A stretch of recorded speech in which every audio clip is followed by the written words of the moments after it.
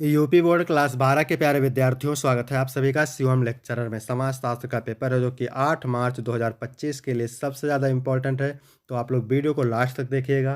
पूरा पेपर एकदम अच्छे से आंसर के साथ आपको बताने वाले हैं।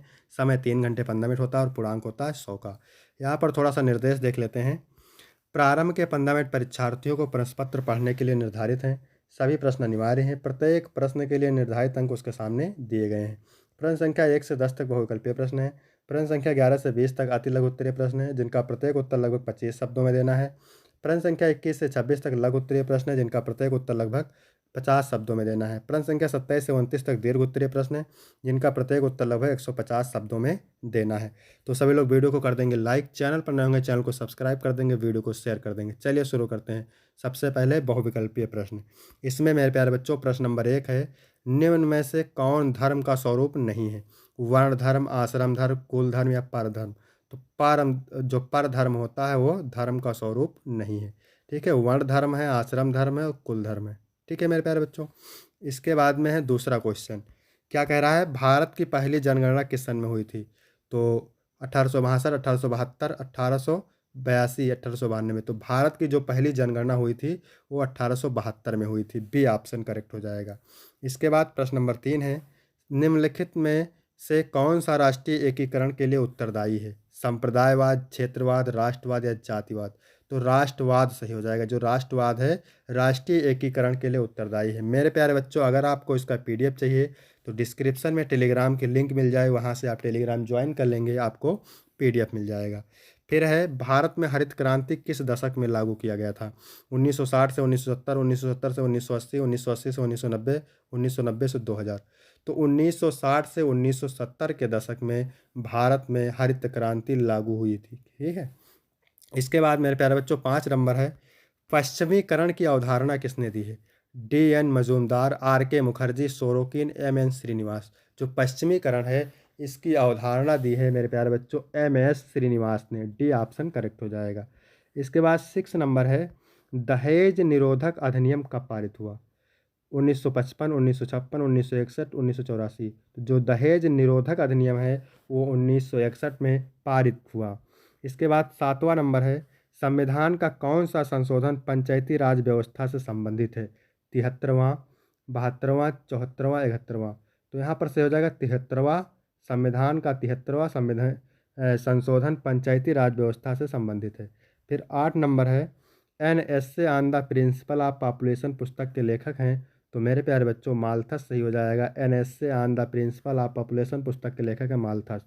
इसके बाद है 9 नंबर, 1918 में सर्वप्रथम मजदूर संघ की स्थापना किसने की थी? तो बीपी वाडिया। 1918 में सर्वप्रथम मजदूर संघ की स्थापना किसने की थी? बीपी वाडिया। मजदूर संघ की स्थापना कब की गई थी? 1918 में। इसके बाद में है, बाजार क्या है? बाजार क्या है? तो बाजार एक संस्था है। ए ऑप्शन करेक्ट हो जाएगा। यहाँ तक हो गए 10 बहुविकल्पीय प्रश्न। ठीक है, सारे प्रश्न एग्जाम में छपने वाले हैं तो आप लोग वीडियो को लास्ट तक देखिएगा। अब यहाँ हम बात करेंगे अति लघु उत्तरीय प्रश्न की। उत्तर आपको 25 शब्दों में देना है और प्रत्येक उत्तर के लिए मेरे प्यारे बच्चों आपको 3 अंक मिलेगा। तो क्या कह रहा है, सामाजिक अपवर्जन या बहिष्कार क्या है? तो सामाजिक अपवर्जन या बहिष्कार वह प्रक्रिया है जिसमें किसी व्यक्ति या समूह को सामाजिक, आर्थिक, सांस्कृतिक या राजनीतिक गतिविधियों से अलग थलग कर दिया जाता है। इसके बाद है 12 नंबर प्रश्न, नातेदारी के प्रमुख प्रकार लिखिए। तो नातेदारी के प्रमुख प्रकार निम्न है। पहला है रक्त संबंध, दूसरा वैवाहिक संबंध और तीसरा है कृत्रिम संबंध। रक्त संबंध में माता पिता भाई बहन, वैवाहिक संबंध में पति पत्नी सास ससुर, कृत्रिम संबंध में गोद लिए बच्चे और सांस्कृतिक संबंध। इसके बाद है 13 नंबर प्रश्न, सांप्रदायिकता निवारण के लिए सुझाव दीजिए। तो सांप्रदायिकता निवारण के लिए शिक्षा को बढ़ावा, समानता पर आधारित कानून, सामाजिक जागरूकता, सांस्कृतिक समन्वय, धार्मिक सहिष्णुता और संवाद को प्रोत्साहित करना आवश्यक है। इसके बाद है 14 नंबर प्रश्न, ये क्या कह रहा है, भारत में जनजातियों की किन्हीं 3 विशेषताओं का उल्लेख कीजिए। तो भारत में जनजातियों की प्रमुख विशेषताएं निम्न है। पहला है विशिष्ट सांस्कृतिक पहचान, दूसरा है प्राकृतिक संसाधनों पर निर्भरता और तीसरा है सरल सामाजिक संरचना और सामूहिक निर्णय। इसके बाद है साक्षात्कार पद्धति की सीमाएं बताइए। तो पहली सीमा है उत्तरदाताओं की पूर्वाग्रह पूर्ण या असत्य जानकारी, दूसरा है समय और संसाधनों का अधिक आवश्यकता, तीसरा है साक्षात्कारकर्ता के दृष्टिकोण का प्रभाव। इसके बाद 16 नंबर है, आधुनिकीकरण के 3 विशेषताएं। तो आधुनिकीकरण के 3 विशेषताएं निम्न है। पहला है वैज्ञानिक दृष्टिकोण। परंपरागत मान्यताओं के स्थान पर तर्क और विज्ञान आधारित सोच का विकास। इसके बाद है प्रौद्योगिकी का उपयोग। औद्योगिकरण, संचार और परिवहन में तकनीकी प्रगति। फिर है सामाजिक परिवर्तन। जातिवाद, लिंग भेद और पारंपरिक रीति रिवाज में बदलाव के साथ समानता और स्वतंत्रता पर जोर। इसके बाद है समाज में कानून की क्या भूमिका है। तो समाज में कानून की भूमिका व्यवस्था बनाए रखना, अनुशासन और नियम लागू करना। ठीक है। दूसरा है समानता सुनिश्चित करना और तीसरा है संघर्ष समाधान। ठीक है। इसके बाद है 18 नंबर, नगरीकरण के 3 विशेषताएं बताइए। तो नगरीकरण की 3 विशेषताएं क्या हैं। घनी जनसंख्या यानी शहरों में आबादी का बढ़ना, आधुनिक सुविधाएं, शिक्षा, स्वास्थ्य, परिवहन में सुधार, आर्थिक गतिविधियां, उद्योग, व्यापार और सेवा क्षेत्र का विकास। इसके बाद है 19 नंबर, सामाजिक आंदोलन किस उद्देश्य से उत्पन्न होते हैं। तो सामाजिक आंदोलन का मुख्य का उद्देश्य निम्नलिखित है। पहला है सामाजिक परिवर्तन, असमानता या अन्याय को समाप्त करने के लिए। सामूहिक जागरूकता, अधिकारों के लिए संघर्ष, नीतिगत सुधार, सरकार या समाज में सुधार लाना। इसके बाद है समूह की विशेषताएं बताइए। तो समूह की विशेषता है सदस्यों की सहभागिता, सामाजिक संबंध और सामूहिक उद्देश्य। तो सदस्यों की सहभागिता मतलब विचारों और उद्देश्यों में समानता होनी चाहिए। सामाजिक संबंध में परस्पर संवाद और सहयोग की भावना होनी चाहिए। सामूहिक उद्देश्य साझा लक्ष्य की पूर्ति। इसके बाद है लघु उत्तरीय प्रश्न। उत्तर आपको 50 शब्दों में देना है। प्रत्येक उत्तर के लिए आपको 6 अंक मिलेंगे। भारत में जनजातियों का वर्गीकरण किस प्रकार किया गया है। तो भारत में जनजातियों का वर्गीकरण मुख्य रूप से 5 प्रकार से किया गया है। पहला है अनुसूचित जनजाति, संविधान की अनुसूची के तहत चिन्हित किया गया है इनको। लक्षित जनजातियाँ विशेष क्षेत्र में रहने वाली जनजातियाँ होती हैं। पारंपरिक जनजातियाँ विशिष्ट सांस्कृतिक पहचान रखने वाली होती हैं। शैक्षिक दृष्टि से पिछड़ी जनजातियाँ, शिक्षा और आर्थिक पिछड़ापन। भौगोलिक दृष्टि से विशेष जनजातियाँ, पर्वतीय या जंगली इलाकों में रहने वाली ये जनजातियाँ होती हैं। इसके बाद है 22 नंबर, भारतीय समाज में धर्म के महत्व की विवेचना कीजिए। तो भारतीय समाज में धर्म का महत्व गहरा है क्योंकि यह जीवन जीने का तरीका, नैतिकता और सांस्कृतिक पहचान प्रदान करता है। धर्म सामाजिक संबंधों, विश्वास प्रणालियों और लोकाचार को आकार देता है जो विविधता में एकता बनाए रखने में सहायक होता है। इसके बाद 23 नंबर, लोकतंत्र को परिभाषित कीजिए। लोकतंत्र में राजनीतिक दलों की क्या भूमिका है। तो लोकतंत्र एक शासन प्रणाली है जिसमें नागरिकों को स्वतंत्रता, समानता और नीतिगत फैसलों में भागीदारी का अधिकार होता है। लोकतंत्र में राजनीतिक दलों की भूमिका चुनाव लड़ना, नीतियाँ बनाना, सरकार गठन में भाग लेना और जनता की आवाज़ को राजनीतिक स्तर तक प्रस्तुत करना होता है। इसके बाद है 24 नंबर, नारी आंदोलन से समाज पर क्या प्रभाव पड़ा है, स्पष्ट कीजिए।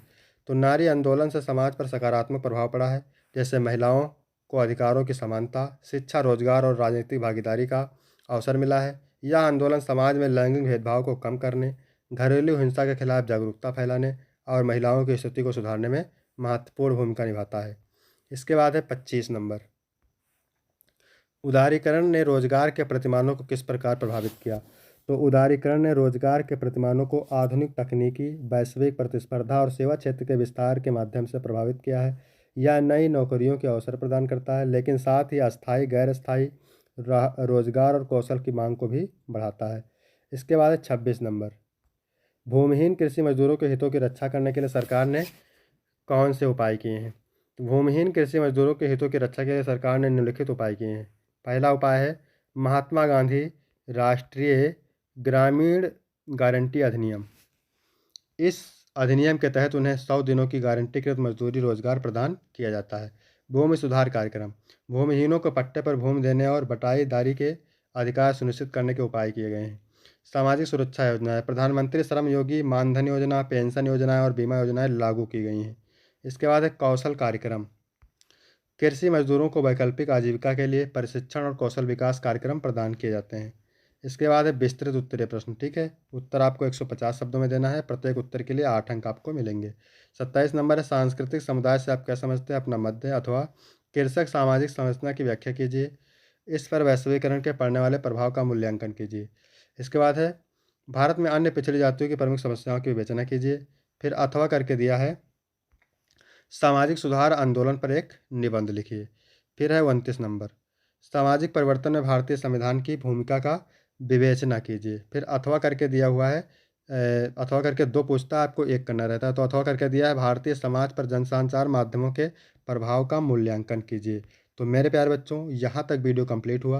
वीडियो कैसा लगा, वीडियो अच्छा लगा होगा तो वीडियो को लाइक करेंगे, कमेंट करेंगे, चैनल को सब्सक्राइब करेंगे फिर मिलते हैं आपको अगली वीडियो में। तब तक के लिए जय हिंद, जय भारत।